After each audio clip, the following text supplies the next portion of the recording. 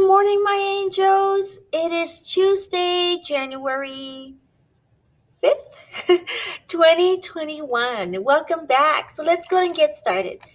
Okay, so today we're going to continue our exploration of Europe. You will watch the video to learn about the beautiful physical features that Europe currently has. And then what you're going to do is we're going to go through this Europe geography PowerPoint. Now you'll notice there's a lot of slides here, but that's because it has a lot of images that I really want you to look at. I want you to analyze them. So that way when you're answering the questions, you have a better understanding of a visual aspect and obviously what you read, right? So we know that Europe is located in the northern part of the hemisphere, is right on top. It's a really small continent, and it's surrounded by the Arctic Ocean to the north, the Atlantic Ocean to the west, Africa to the south, and Asia to the east. So the Arctic is right above it.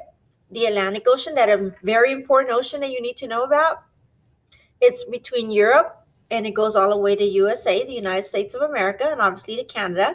And you can also trickle down to South America and Central America. Right below it, you'll have Africa, and then Asia is literally their next door neighbor. Okay, so Europe, excluding Russia, is smaller than half the size of the US. However, it is home to more than 40 different countries. So it's a really small continent. Okay, so we talk about again. So you have Europe right here. Here's the amazing Atlantic Ocean that I've talked to you about numerous times. When we colonized, we came through North America.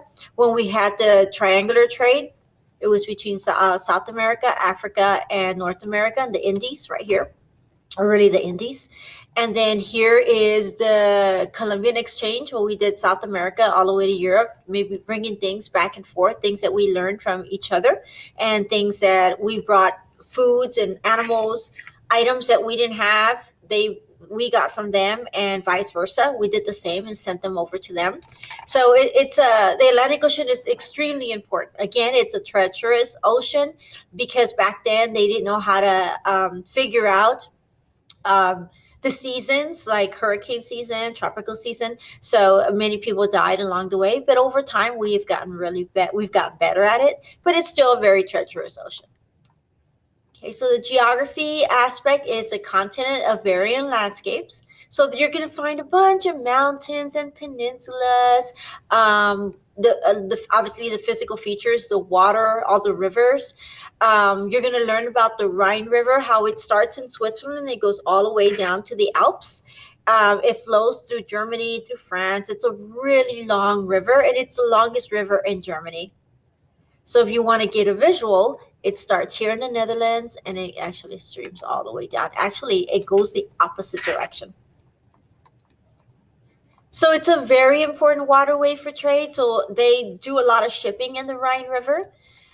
And we'll talk a little bit more about that. But if you want to have a visual, this is what it looks like. Very beautiful river. You can see that it flows through the villages. Then you have the Danube River. That's the second largest river in Europe. It's also an important part of shipping and trading. So if you look at it, obviously we know that cultural diffusion is a big aspect in trading. So you could see how it starts here and it goes all the way across. So it really goes all the way across the continent. Again, another beautiful aspect. Then you have the English Channel. The English Channel actually separates the continent to the little island of United Kingdom. It's not very long, about 350 miles long. So here is the English Channel here. Here's England. You cross over is the continent. Okay. Beautiful. We also know that it's an important waterway, of course, because you're going across back and forth, but it also has this amazing feature. It's got an underground railway. So let me show you what that looks like. Super cool. Then you have the Mediterranean Sea, beautiful sea. It's in the middle of the earth. Obviously it's surrounded by land. It surrounds Italy and has a dry and warm climate. This is what it looks like. Isn't that pretty? That's a visual, an aerial visual satellite. So even, can you imagine what that looks like in person? Because look how pretty it looks just through satellite. There you go. Isn't that beautiful? So the Mediterranean Sea covers about 965,000 square miles. It has an important center for trade and cultural exchange. Again, anything that has to do with trade, you're always going to find cultural diffusion. Always think that. Look at that. Beautiful, beautiful.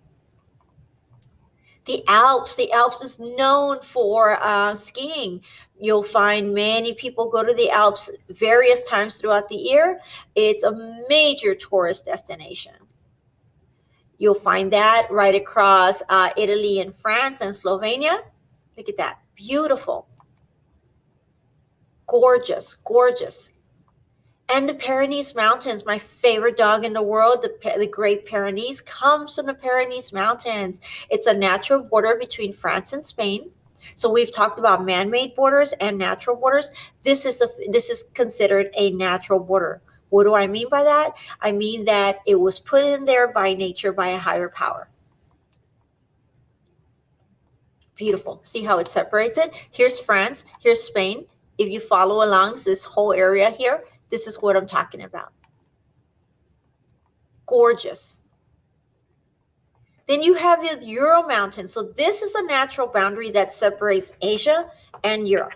Okay, so they actually divide Russia between the continents, a quarter of Russia, a fourth between Europe and Asia. So if I were to show you that, here's Europe, here's Asia, here's the Ural Mountains. So it literally cuts across. Look at that. Beautiful, beautiful. It's the world's oldest mountain ranges, and they have huge deposits of gold, nickel, silver, platinum, coal, iron, and other minerals. Hence, this is why Russia does successful, because of the Ural Mountains. They plays a big, big role in their economic factor at the very beginning of Russia. Beautiful, beautiful, beautiful. Then you have the Iberian Peninsula. It includes the countries of Spain and Portugal. The Pyrenees Mountains forms that natural border that separates the Iberian Peninsula and the rest of Europe. So here's the peninsula right here. Here's a satellite image right here. It looks like it's super close, but it's really not that close. And in the European plain, we know that a European plain stretches, right? So we all know what that is. It stretches from France's Atlantic coast to the west of the Ural Mountains to the east. Here's the plain. If you look at it in the map, it goes across this way. It contains rich farmland and is successful for agriculture. They have very, very good, rich, fertile soil. Obviously, that's dewy and frosty, but it's beautiful. It really is, because they are able to grow a lot of agricultural here. Okay, so your question is, how do I identify these physical features? How am I able to combine or figure out the questions? Is remember the images, focus on the images, focus on the key points of each category. Then you're going to go over to your physical features and bodies of water. Okay. You're going to label these four. Think about what I just told you a few minutes ago: the east, the south, the north, and the west. Think of those natural boundaries.